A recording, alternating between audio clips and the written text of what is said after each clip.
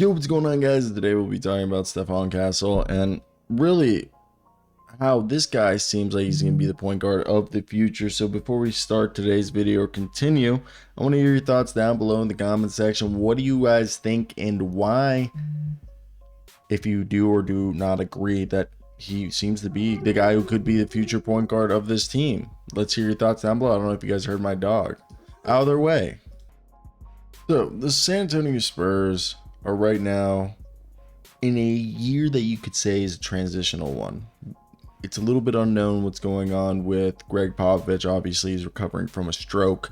T's and P's out there. Mitch Johnson is currently the head coach, and I've made a video in the past that seems like this could be maybe a handoff going. And Stephon Castle is a guy who's this past year was drafted in 2024, and his presence as a guard was questioned. People thought he wasn't going to be able to fit, but I think he's starting to show some synergy with Wembanyama, Devin Vassell, and is thriving under Mitch Johnson's coaching. And through 18 games so far in his rookie season, Castle has already shown that potential, averaging 11.6 points, 2.7 rebounds, and just under 4 assists in 26 minutes a night.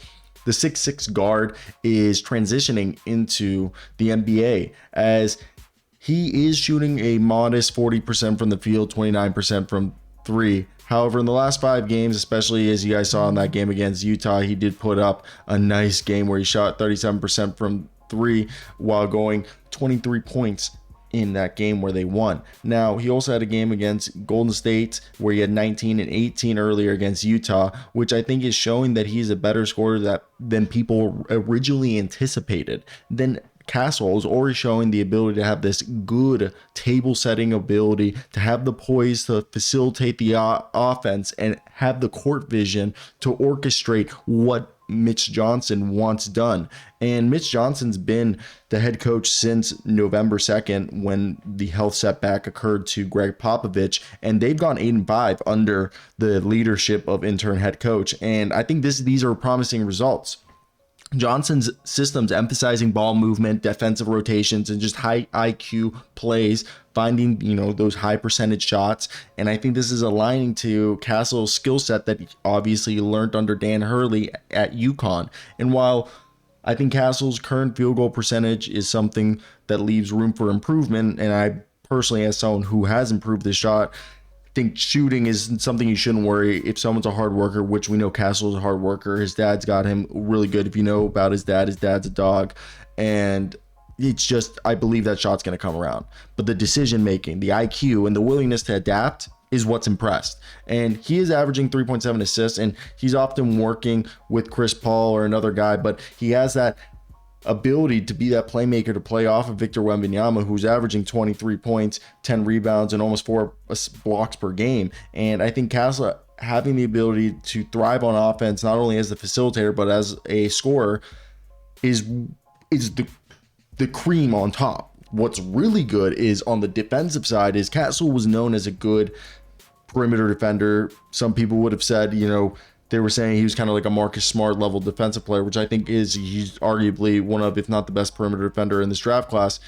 And having a guy like Victor Wembanyama, whose gravity on the court is going to open up those driving lanes to go on the offensive side, as obviously Victor Wembanyama is shooting threes, but then on the defensive side, having Victor Wembanyama clog up the passing lanes and be this safety net for Castle to gamble and be more risky and more pesky on defense. Also having another guy like Devin Vassell, who's also a great perimeter defender, and having a guy who these 3 guys could be the core of Castle, Vassell, and Victor Wembanyama. Vassell coming off of injury or surgery, I guess you would say, is right now averaging 16 points per game. Is just another guy who adds a component of this two-way ability that this team is going to have. And I think this trio forms a young nucleus for San Antonio to build what could be the resurgence of the San Antonio Spurs.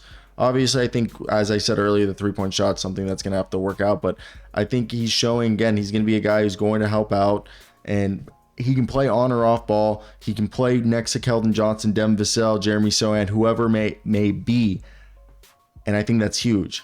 I think the biggest thing, though, is Mitch Johnson's coaching style nothing against Gregg Popovich, but because it is a blend of Gregg Popovich's principles and his own modern adjustments, I think that's what's been crucial in unlocking Castle's potential, emphasizing on the positionless versatility and pace, which suits Castle's ability to play on or off the ball and push the pace, and the chemistry that you're seeing with Chris Paul and Castle and Wembanyama is awesome. And the pick and roll and the pick and pop execution, the transition play are starting to become staples of this Spurs offense, which I think wouldn't be possible if it weren't for having guys like Chris Paul and Castle who have high basketball IQ and the court vision to push that.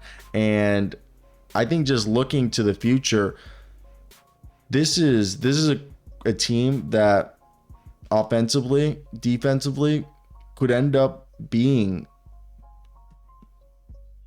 right what you see. That Devin Vassell, Castle, Wembanyama as the three core guys. I love Keldon Johnson, and he's kind of the holdover from when they were an actual team. I believe Keldon Johnson has at least one playoff appearance. I could be wrong, but he has a play-in appearance where they lost, and he was on the 2019-20 Spurs, which went 32-39, and on that roster there was LaMarcus Aldridge and DeMar DeRozan. So, and he only played 17 games that year. So Keldon Johnson technically has been around like the older guys and understands what it's about. So for me, I do believe that this is a guy that I would personally want to keep, and having these vets around while also having a young coach in Mitch Johnson, who at the very least is either going to be the lead guard or become a complementary guard. I know some people, I think at worst case scenario, I'm not worst case, I mean, he's looking like a guy who could be, if not similar or better than what we saw, like kind of like Alonzo Ball before the injury, where, be a guy whose defensive versatility, thrives as a passer, can, struggles with a jump shot early in his career, but then develops it. But in the meantime, he makes an impact with his playmaking, court vision, high basketball IQ, takes advantage of, transition offense, and is a impactful defensive player. And one thing is that their stats are actually similar to as rookies. Lonzo averaged 10, 7, and 6 as a rookie. And yeah, so I think right there, that's what I think. I want to hear your guys' thoughts on that. I think someone's going to be really good and going to have a long time on this team. Harrison Barnes has also been playing great. I think that's another reason why they've had a lot of help there. So let me hear your guys' thoughts. That's basically it. But yeah, peace out.